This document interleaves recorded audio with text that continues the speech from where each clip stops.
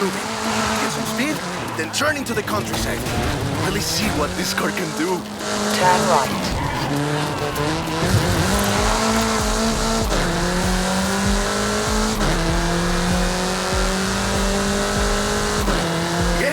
Great speed! But let's see how you handle some corners. In 400 meters, turn right. You want to tell me about the car, don't you? I thought you'd never ask! So VUHL is an abbreviation. It stands for Vehicles of Ultra Lightweight and High Performance. It was started by two brothers, Guillermo and Iker Echeverria. The VUHL 05 is a track-focused supercar, designed and produced in Mexico, but tested and optimized in the UK. I even think I saw one at the festival when I was over there. We're driving the pre-production version of the VUHL 05RR, the even more track-focused version. Somehow, the designers reduced the weight by 65 kilos and increased the power to nearly 400 bhp. Then they lowered the engine by 50 millimeters to drop the center of gravity and improve cornering. Impressive! They're pretty serious about the ultra-light part. The 05RR even has an option for titanium bolts, saving another 4.5 kilos. What's the RR stand for? Road and racing. The car was designed for an enhanced track experience. It remains road legal. Less sightseeing, more going fast. 100 meters, you will arrive at your destination. Perfect. There's a couple of other things you can help out with, if it's not too much trouble. You're never gonna let me live that down, are you? Call me.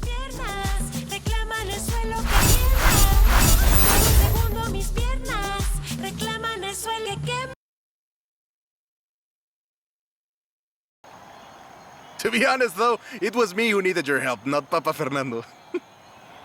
I can't fault that logic. Who are the other racers? You know them. It's the Born Fast crew. They're raring to go.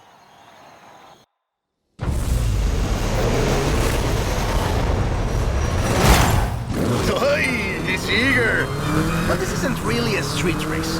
There's no checkpoints, just the finish line. So keep to the route and get there first.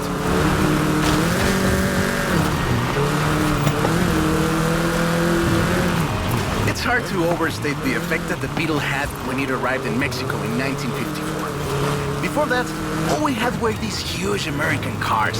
So this new European-style car with its shape and light chassis and those adorable headlights and an engine that anyone with a tractor could fix was, well, a complete game changer. They were so exciting that they were displayed at the Ciudad Universitaria in Mexico City, and there were lines to come and see this new car.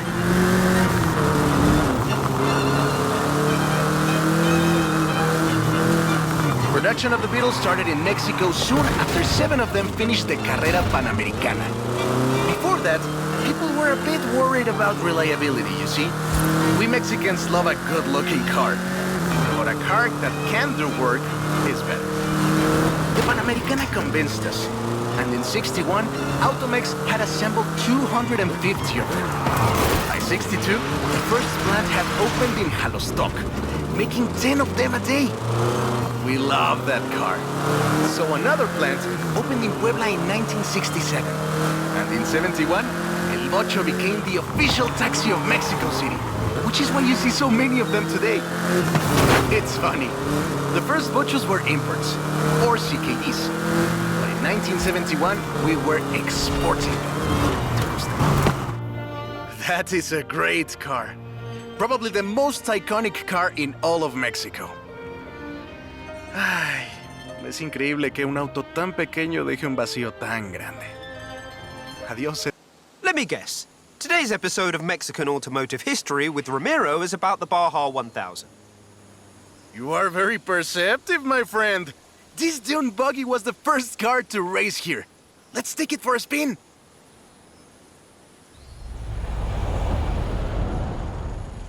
The Baja 1000 is probably the most prestigious race held in Mexico. Do you know how it all started? I assume the Manx or something to do with it. Correct again. The Baja 1000 started as a very elaborate marketing campaign for the car you're driving. But let me start from the beginning. On the 22nd of March, 1962, Dave Eakins and Billy Robertson did the first real Baja run. They went from Tijuana to La Paz in 39 hours, 56 minutes on new Honda CL72 Scrambler motorcycles. So they probably were a bit sore afterwards. They got a lot of media coverage though. A year later, Myers started to work on a prototype buggy he called Old Red in his garage in Newport Beach. It was based on the VW Beetle, and it paved the way for what we know as buggies. Cars that are built for off-roading using the Beetle as a donor chassis. But I guess they wanted even more publicity because in April 1967, Myers decided to make an attempt at breaking Eakins' record. And it worked! Myers did it in 34 hours and 45 minutes, beating Eakins for more than 5 hours. The rivalry was known as Buggy Beats Bike in Baja. Sounds like something you did back in the UK, doesn't it?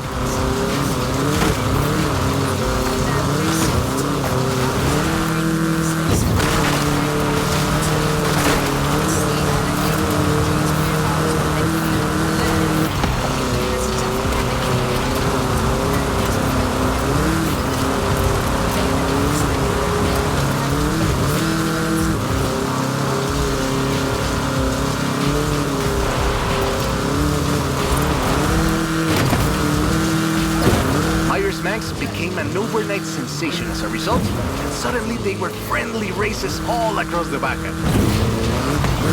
It wasn't long before they realized they needed something more organized. And that was Mexican 1000. Guess who won the inaugural event?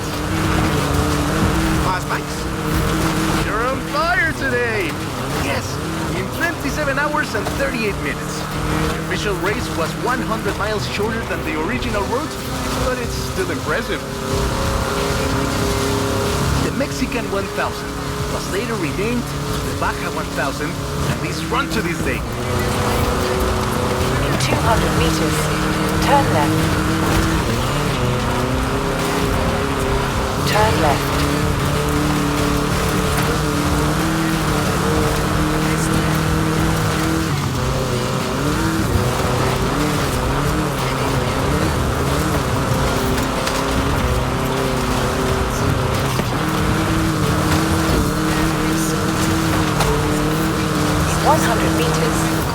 Turn left.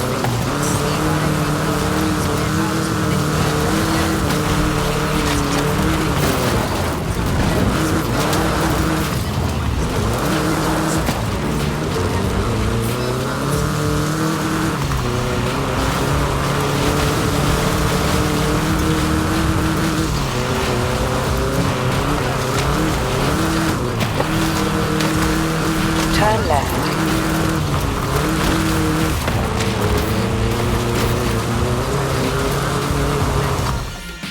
I love that story.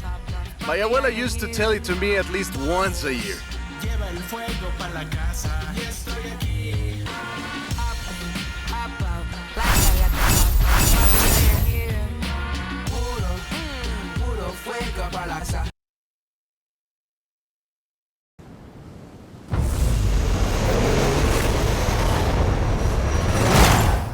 See you at the finish line. Don't make me wait for too long.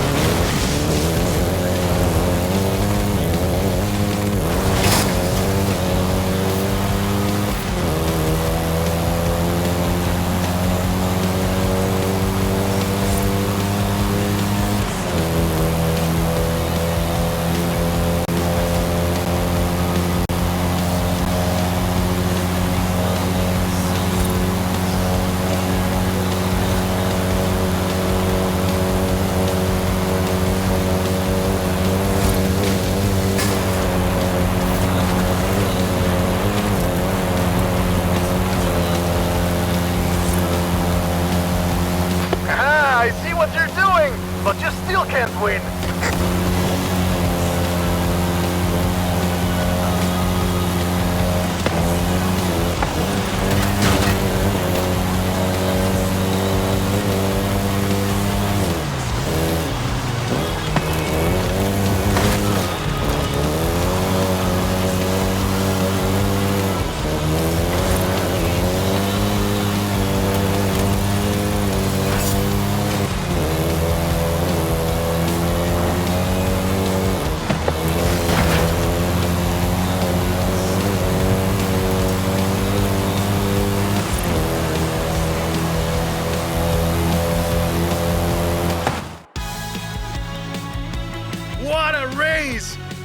actually surprised the first generation still holds up.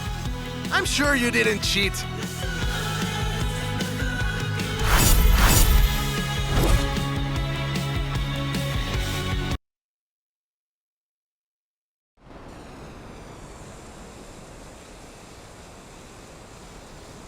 I have two cars here. A first-generation Volkswagen and a seventh-generation Volkswagen Golf. Made in Mexico for almost half a century. Sadly, they stopped building them in 2021. But we can still race them. What do you say? To make it fair, I will give you a chance to make an informed choice. Let's go for a test drive. And I've got lots to tell you about Volkswagen Mexico.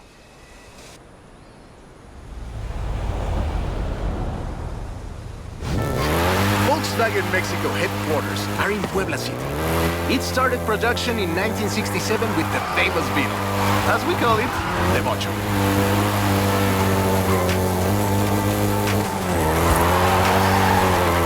VW made multiple attempts at replacing the famous Beetle with newer models, but all of them failed way short of achieving the production figures until the Volkswagen Golf came into play.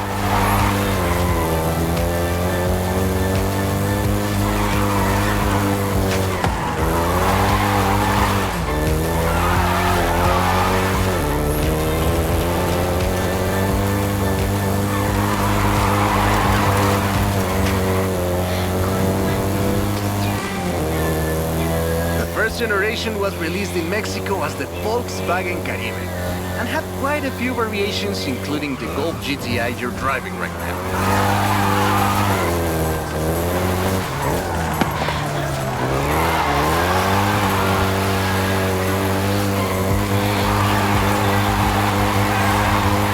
VW engineers, inspired by the Beetle GSR, designed and prototyped the Golf in secret as a Skunk Works project. Little did they know that the Golf GTI would become the hot hatch.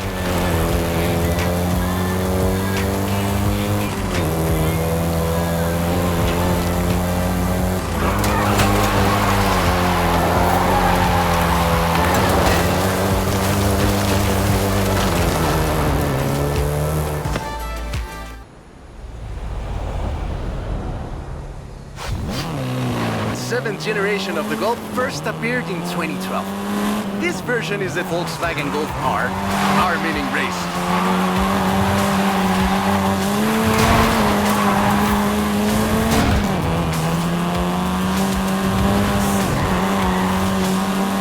This was the fastest Golf in the range, with a 0 to 60 time of 5.1 seconds.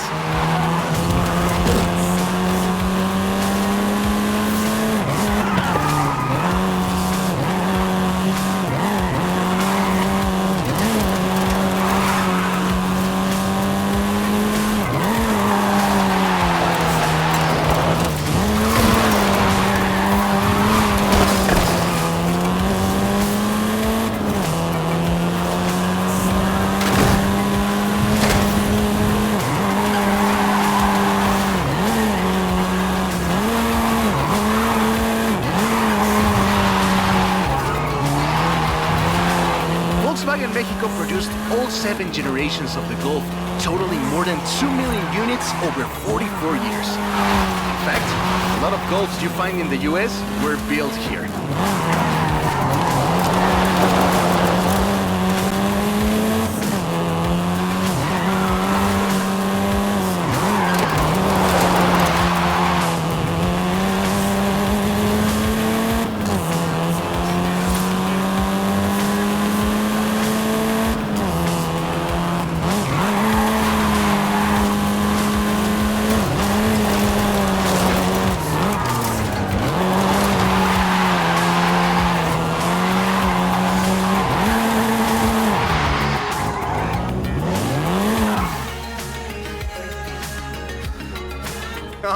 All right. Enough driving around. Let's go head to head, after you've had a chance to rest.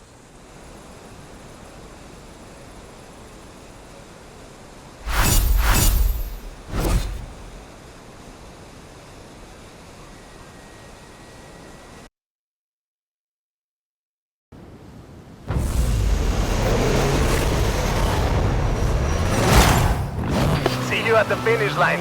Don't make me wait for too long.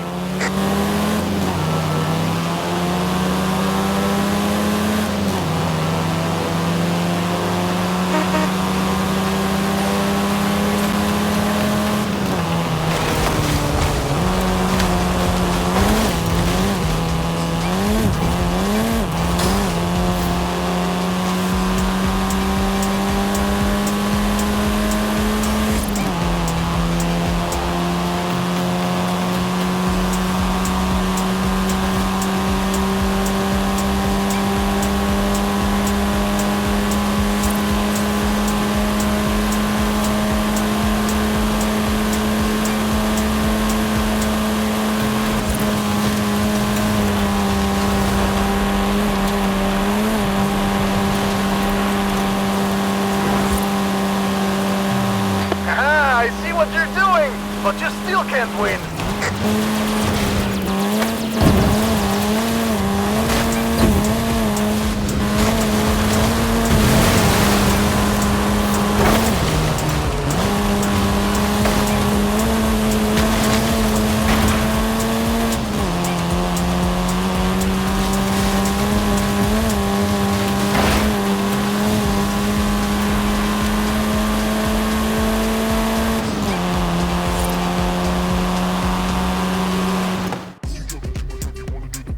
What a race! The difference 40 years makes!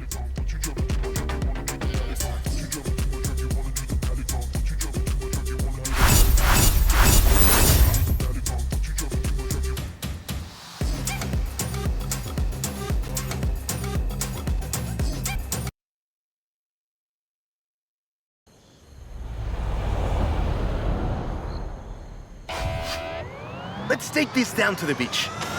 Stick it in AWD if you like. There's some nice curves up ahead.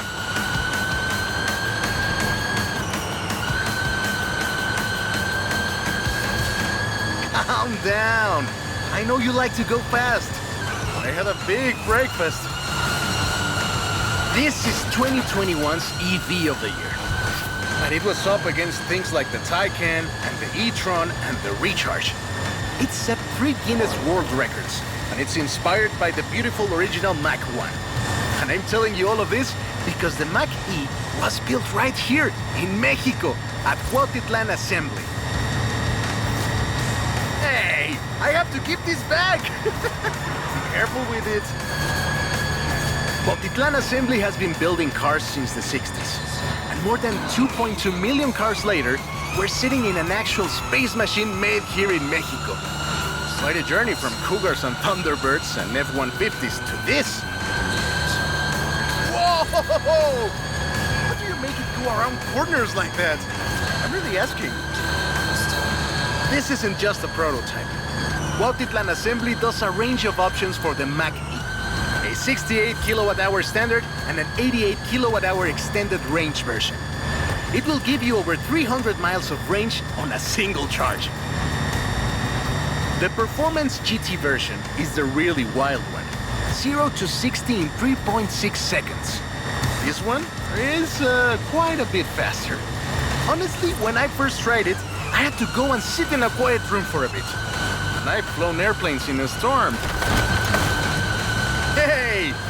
This isn't your Mach E. Be careful with it. I have to give it back. It's wild tech. You can switch from all-wheel drive to rear-wheel drive at the touch of a button. And there we go. Sunrise over the sea. Beautiful. But we're not done. There's one more thing to look at. I'll let you know as soon as I have, found it. This beauty got her name from the Carrera Panamericana. The races don't run anymore, but who can blame us if we take it out one more time? Right? Let's see what this car can do.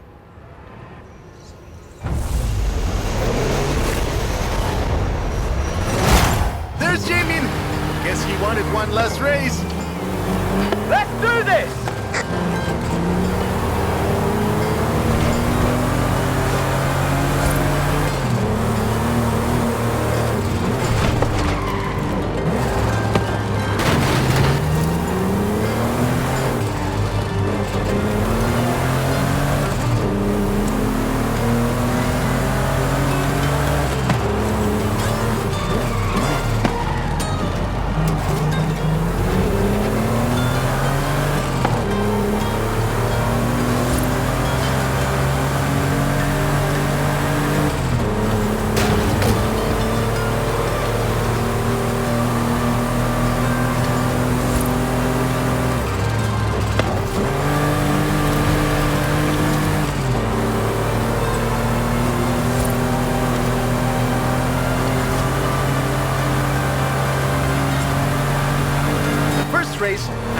132 competitors, and everyone turned out.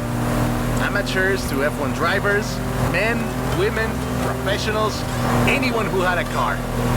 Do you know anyone who participated? Aleja thinks Papa Fernando did, but she thinks Papa Fernando did everything. I know we used to go to the races with my grandfather. Qué buenos recuerdos. There was no speed limit before 2012, and you'd see cars doing 180 miles per hour. Not that I know anything about that. 2,178 miles of the Pan American Highway run through Mexico. The race itself had 9 stages and lasted 5 days. But the sheer distance wasn't the only challenge. Constant changes in the elevation from sea level to 3 kilometers up. The most challenging road race in the world. The winner of the very first Carrera Panamericana was Herschel McGriff, who drove an Oldsmobile 88 at an average speed of 88 miles per hour. The Porsche Carrera got its name thanks to Hans Hermann, who won the small sports cars category in 1954. He drove the Porsche 550 Spider, came 3rd overall. He was sick before the race, and his tires came off at the start. He really pulled through against the odds. Porsche had 6 cars competing in 1954, and all of them made it through the end. A lot of others didn't, let me tell you. Enjoying yourself, are you? Yeah, I kinda had a feeling you were. 1954 was the last year the original Carrera Panamericana took place. But it gave us the most famous Porsche model, the Carrera you're driving right now. The Carrera RS 2.7 was the first production street racing 911. It was built on the 911S 2.4, the fastest Porsche you could buy at the time, and a popular choice in the later Carrera Panamericana races. The race was revived in 1988 and ran to 2016, staying true to the original races with high-speed road stages. The routes for the race were carefully selected every year by planning committee and local government to ensure they were race-worthy. This is Jamin's exit. It's been fun, my friend. Take care. Looking forward to seeing what you can do out there. Have fun now, yeah? Great race.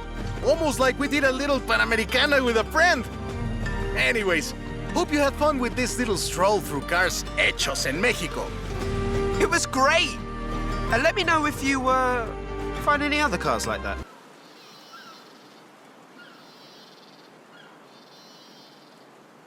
That's the old Wolf. No, that's an old truck. The Wolf is waiting for us at the swamp.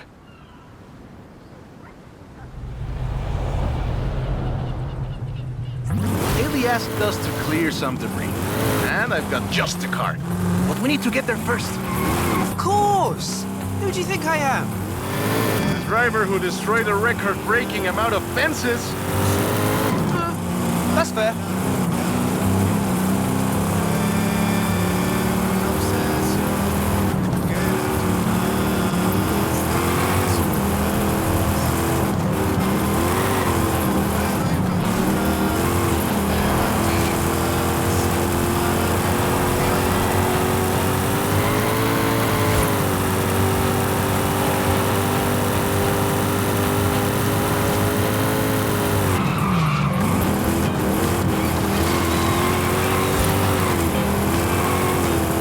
In 400 meters, turn right.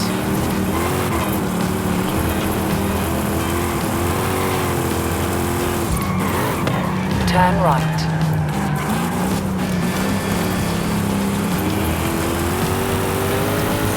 In 200 meters, turn right. Turn right. See? Got it here in one piece. And gave me a few heart attacks. Careful there!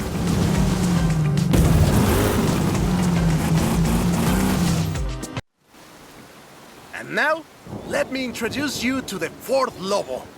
This car is more your style. Now that's a hecking good Wolf.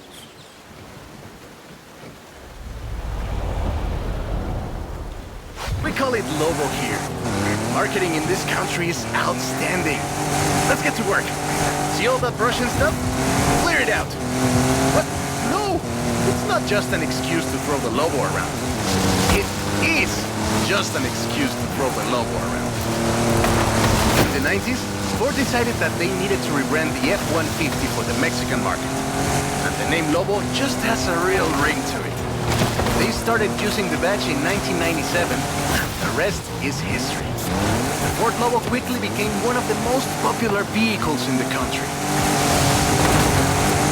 Lobo is still used for the modern Rangers like the one based on the F-150 Raptor you're driving. But we don't just call it Lobo. No. We call it Lobo Raptor. So it's the same car?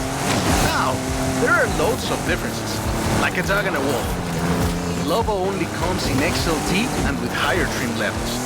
The base version is still sold in Mexico as the F-150, but the Lobo is the elite F-150.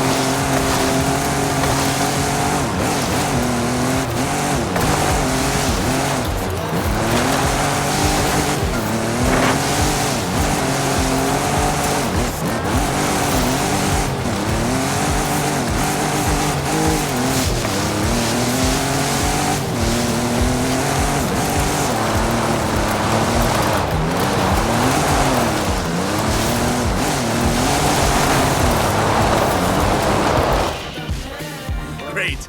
Job's done. And the scratches will buff right out. Thanks for the help. Now I just need to get my abuelo's old F-100 back to the garage.